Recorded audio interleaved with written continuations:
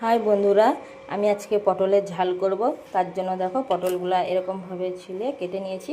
মাঝখান থেকে এরকম করে একটু ফালি করে দিতে হবে। আর এটা এখন আমি ভাজা করব। আগে তেলে একটু ভেজে নিব। তারপরে এই যে রসুনটা আছে, রসুনটাকে বেটে নিব। রসুন বাটা আর কাঁচা শুকনো লঙ্কা বাটা। তো আমি এখন এই পটলগুলা তেলে ছেড়ে দিচ্ছি। এই যে তেল গরম হয়ে গেছে, ছেড়ে দিলাম। বেশি ভালো করে ভেজে নিব।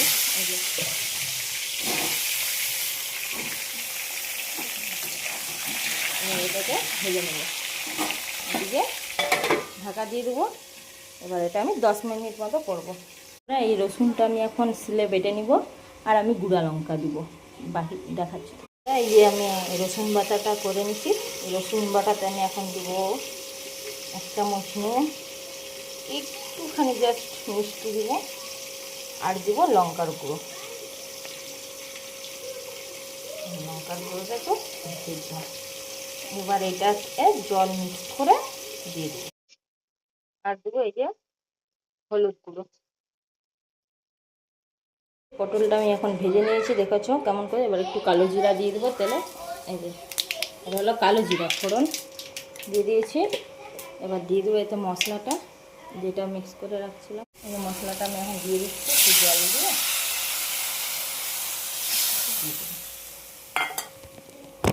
দিয়ে দিচ্ছি। এবার মশলাটাকে একটু কষাবো। মশলাটা একটু রসুনের গন্ধটা ছেড়ে গেলে একটু এটা তারপরে কী বলবো আপনার পটলগুলো দিয়ে দেবো। একটু গ্যাসটা জোরে করে দিলাম। বন্ধুরা কেমন কালারটা এসেছে, এটাকে আরেকটু ভাজা করতে হবে। ভাজা করে পটলটা দিয়ে দেবো। তাহলে কী হবে বলে তো, রসুনের গন্ধটা আর ছাড়বে না। আরেকটু ভাজা করতে হবে। বন্ধুরা এবার আমি এটাকে নামিয়ে দেবো। হয়ে গেছে, জলটাও মরে গেছে। দেখো কত সুন্দর কালার হয়েছে। মশলাটাও কষে গেছে, ভেজে গেছে। এবার আমি এর মধ্যে ধনে পাতা দিয়ে নামিয়ে দেবো। তোমরা চাইলে গরম মশলাও দিতে পারো।